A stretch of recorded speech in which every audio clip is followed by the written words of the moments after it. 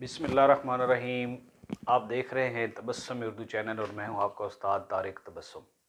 अभी तक जिन तलबा व तलबात ने इस चैनल को सब्सक्राइब नहीं किया वो आज इसको सब्सक्राइब करें और इसके तमाम वीडियोस जो आ रही हैं उसको लाइक किया करें, बेल आइकन को प्रेस किया करें ताकि हर नई वीडियो आप तक आए और आपके सारे सबक तैयार हो सकें। आज हम फ़र्स्ट ईयर 11वीं जमात के तलबा व तलबात को मुखातिब हैं और उनका लेक्चर लेकर आ रहे हैं। आज हम मुकालमा नवीसी उनका 10 नंबर का सवाल है जो हमारे उसमें चॉइस आती है रुदाद, मुकालमा या रोज़नामचा। इन तीन चीज़ों में से दो चीज़ें पेपर में आती हैं और एक आपने लिखनी होती है। 10 नंबर का ये सवाल है, इसको कैसे लिखना है, क्या इसका तरीक़ाकार है, आइए सीखते हैं।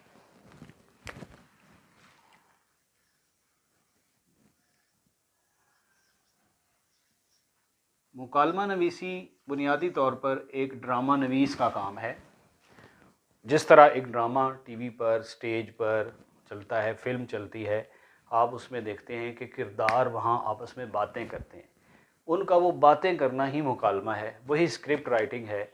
इसको लिखा कैसे जाता है? सबसे पहले आपने हर सवाल के आगाज़ में अपने पेपर के साइड पर मार्जिन लगाएं, हाशिया लगाएं, ताकि आपका पेपर खूबसूरत हो और उसका इम्प्रेशन अच्छा हो जाए, क्योंकि उर्दू की जो मार्किंग है वो इम्प्रेशनल मार्किंग होती है। इसका ख़ास ख्याल रखिएगा और हर पेपर के अंदर, हर सवाल के अंदर इसका ख्याल रखा जाए।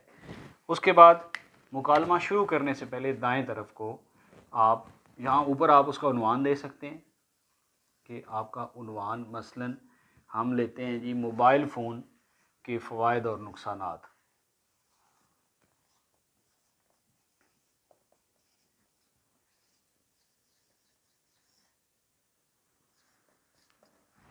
और किरदार कौन है ये हमने यहाँ तयन करना है। हम इसमें कर रहे हैं उस्ताद और शागिर्द। इसी तरह कोई भी मौजू होगा तो आप उसके यहाँ पर ये चीज़ें लिख दें। यहाँ दाएं तरफ आप शुरू करेंगे मंज़र और ब्रैकेट लगाएंगे, मंज़र के सामने राब्ता की अलामत डालेंगे। इस ब्रैकेट के अंदर यहाँ आप 2-3 लाइंस के अंदर अपना मुकालमा जिसका आप आगाज़ कर रहे हैं उसका मंज़र लिखेंगे। मसलन मोबाइल फ़ोन के फ़वाइद और नुकसानात का मंज़र हम ये बनाते हैं कि एक कमरा जमात जिसमें उस्ताद मोहतरम पढ़ा रहे हैं, वो अपना लेक्चर ख़त्म करके क्लास से बाहर निकलते हैं, उनके साथ साथ दो तालिब इल्म अहमद और अली उनके साथ आते हैं और उनको सलाम करते हैं। यहाँ पर हम रुक गए, ये मंज़र हो गया इसके अंदर। यहाँ अब मसलन पहले अहमद का सलाम है तो अहमद, उसके सामने राब्ता की अलामत, अब ब्रैकेट और फिर ब्रैकेट में उसकी हरकत व सकनात, जैसे अदब से बात करते हुए, ये लिखकर ब्रैकेट बंद की और फिर आ गया अस्सलामु अलैकुम सर।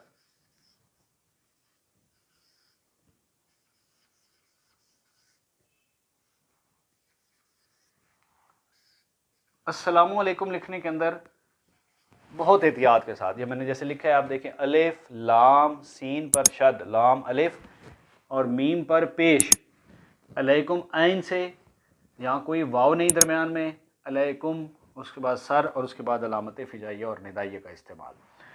इस जगह पर हमारा तालिब इल्म क्या गलती करता है, वो पहला ही इंप्रेशन आपका यहाँ गलत हो जाएगा जब आप अस्सलामु अलैकुम ही गलत लिखेंगे। तालिब इल्म क्या गलती कर रहा है जी, वो अलिफ के बाद लाम नहीं लगा रहा तो गलत हो गया, सीन पर शद नहीं दे रहा गलत हो गया, मीम पर पेश की बजाय वो वहाँ वाव बना रहा है अस्सलामो, या कुछ लोग मीम वाव मो लिख रहे हैं वो भी गलत, अलैकुम अलिफ से लिख रहे हैं, अलिफ मदा लिख रहे हैं, अलैकुम कर रहे हैं। ये सारी गलतियाँ हैं और ये क्यों होती हैं कि हम एक लफ्ज़ को ध्यान से देखते नहीं हैं। बहुत आसान है कि आप अपनी गाइड बुक के अंदर जो भी किताब है, अपने उस्ताद के बनाए हुए नोट्स, अपने उस्ताद मोहतरम का लेक्चर, उसको ध्यान से सुने और लफ्ज़ अस्सलामु अलैकुम सुन्नत रसूल है, हमें सलाम अफ़शु सलाम बैनकुम, हमारे नबी करीम सल्लल्लाहु अलैहि वसल्लम ने फरमाया हमें सलाम को फैलाना है और हमें लिखना ही नहीं आता तो फिर हम उसे सलाम को फैलाएंगे क्या। तो सबसे बुनियादी चीज़ क्या हो गई कि अस्सलामु अलैकुम ठीक लिखना है। इससे आपका इम्प्रेशन ठीक होगा कि आप एक अच्छे तालिब इल्म हैं, लायक हैं, आपका इमला ठीक है, उससे आगे चलेंगे। अब हम दूसरे सफ़े पर गए। अब उस्ताद मोहतरम का मुकालमा, यहाँ हमने लिखा उस्ताद मोहतरम और उनके सामने ब्रैकेट, और यहाँ पे हम क्या करेंगे, मुड़कर देखते हुए, क्योंकि वो चल रहे हैं तो हमने उसको लिखा मुड़कर देखते हुए, और ब्रैकेट बंद हुई। यहाँ पे वा अलैकुम मुस्सलाम, और अब इसके लिखने में भी वही एहतियात और सामने अलामत फ़िजाइया नदाइया। वा के बाद अलिफ नहीं लिखना, अलैकुम को अलिफ मदा से नहीं लिखना, अलिफ से नहीं लिखना, अलैकुम लिखा और फिर अलिफ, उसके बाद अलिफ लाम, लाम सीन शद और फिर वा अलैकुम अस्सलाम, इस तरह से हुआ। इसमें भी गलतियाँ होती हैं, लोग वा अलिफ कर देते हैं, वा अलैकुम को आइन के बजाय अलिफ से लिख देते हैं, अलिफ मदा से लिख देते हैं, यहाँ सीन नहीं, लाम नहीं लाते, शद नहीं लगाते। ये सारी गलतियाँ आपके नंबर कटने का बायस बनती हैं, और मुकालमे का पहले ये दो लफ्ज़ आपके नंबर बनाने और बिगाड़ने का बायस हैं। अगर दो लफ्ज़ ठीक हैं तो आपका इंप्रेशन अच्छा हो गया, आपके लिए आपका मुमतहिन सोचेगा कि इसको 8 नंबर देने हैं। लेकिन अगर यही दो लफ्ज़ गलत हो गए तो वो यही इरादा बनाएगा कि इसको 6 नंबर देने हैं, 5 देने हैं, क्योंकि इसका इमला ही गलत है। तो बुनियाद जो है वो ठीक करें, दो लफ्ज़ हैं इन्हें सही कर लें, बाकी मुकालमा भी ठीक लिखें। इसके बाद अब मौजू शुरू हो गया। अब जो भी तालिब इल्म, जैसे तालिब इल्म अली, और फिर ब्रैकेट में मुस्कुराते हुए, थोड़ा सा कोई भी हरकत व सकनात जो भी लिखनी है वो हम ब्रैकेट में लिखेंगे, और सामने उसका मुकालमा कि वो क्या मुस्कुराते हुए। सर हमारी क्लास में ये बात हो रही थी, हम दोनों दोस्त अली और अहमद आपस में कुछ बात कर रहे थे और हम आपसे उस मामले में राय लेना चाह रहे हैं। कितनी देर में नीचे अहमद आ जाएगा, अहमद बोलेगा जी सर बिल्कुल, हमारा मौजू मोबाइल फ़ोन के फ़वाइद और नुकसानात है और हम आपस में बात कर रहे थे। अली जो है ये कहता है कि मोबाइल के बहुत फ़ायदे हैं और मैं कहता हूँ कि इसके नुकसानात हैं, तो आप हमारा फ़ैसला फरमा दें तो बहुत अच्छा हो जाएगा। तो अब फिर उस्ताद खुश होते हुए और सर हिलाते हुए इस तरह उसके हरकत व सकनात आ गए, और फिर उस्ताद मोहतरम बोलते हैं कि जी बिल्कुल ठीक है बच्चों, बहुत अच्छी बात है, बड़ा अच्छा मौजू आपने लिया, लेकिन आइए हम मिलकर कहीं बैठते हैं और आराम से इस पर बात करते हैं। लेकिन पहले मुझे ये बताएं कि क्या आपकी कोई क्लास तो ज़ाया नहीं हो रही। तो दोनों बच्चे यक ज़ुबान, ब्रैकेट में यक ज़ुबान होकर बोलते हुए, नहीं सर हमारे लेक्चर ख़त्म हो चुके हैं। तो चले फिर आएँ, चलते हैं और बैठते हैं। और इसके बाद फिर एक तफसीली गुफ्तगू उनकी, बारी बारी वो अपने इस मौजू पर एक फ़ायदा बताएगा, एक नुकसान बताएगा, वो अपनी राय देगा, वो अपनी राय देगा। दरमियान में उसी टॉपिक पर साथ साथ उस्ताद मोहतरम उनका फ़ैसला भी करते जाएंगे। और अब ये एक फॉर्मेट है, ये एक स्ट्रक्चर खाका है जो मैंने बताया, ये हर मुकालमे के ऊपर आपका ये आ सकता है और उसको आप इस्तेमाल में ला सकते हैं। मुकालमे को कम अज़ कम 3 सफ़े का या 4 सफ़े का होना चाहिए, और उसकी तरतीब ये कि पहला सफ़ा तो इसी तरह आगाज़, मंज़र और इन चीज़ों में लग जाएगा। दूसरा सफ़ा, तीसरा सफ़ा आपके असल मौजू की तरवीज और उसके ऊपर मुबाहिसे का मौजू है, और वो वक्त है कि वहाँ आपने खूब अच्छे तरीके से उस पर बातचीत करनी है। और तीसरा सफ़ा या चौथा सफ़ा आपका है तो उस पर उसके इख्तितामी तरफ आपने जाना है, और जो भी मौजू है उस पर, जितने भी मौजूआत हमारे यहाँ आते हैं, महंगाई, उसमें भी इसी तरीके से बातचीत शुरू होगी। महंगाई का मंज़र लाया जाएगा, एक दुकानदार है, उसकी दुकान का मंज़र है, ग्राहक आता है, ख़रीदो फ़रोख्त होती है, और फिर वहाँ इसी तरह महंगाई पर बात होती है, कीमतों की बात आती है, उसकी तफसीलात की बात आती है, और फिर इसी तरह से इख्तिताम होता है, कोई नतीजा खेज़ बात आती है। तो हर एक मुकालमे के अंदर मुख्तलिफ़ हवाले के अशार बड़े खूबसूरत तरीके से आ सकते हैं। मसलन कुछ बुनियादी किस्म के अशार हैं जो मैं आपको यहाँ दे देता हूँ, उनको आप अपने हर एक मुकालमे के अंदर इस्तेमाल में ला सकते हैं। मसलन जी, अल्लामा इकबाल का शेर, अंदाज़े बयां गरचे बहुत शोख नहीं है,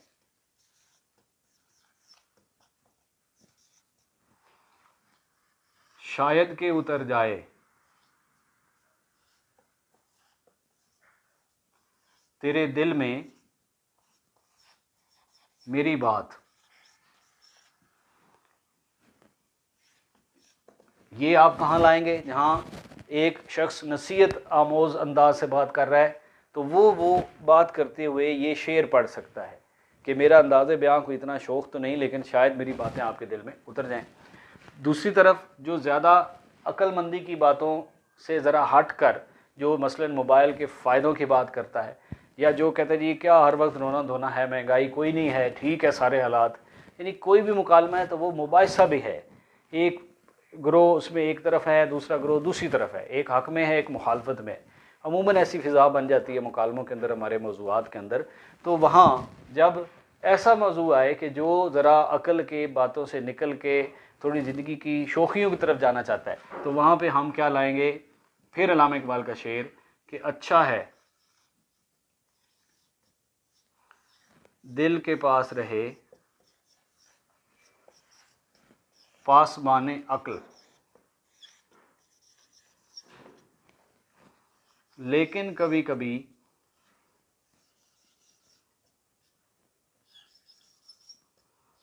इसे तन्हा भी छोड़ दे।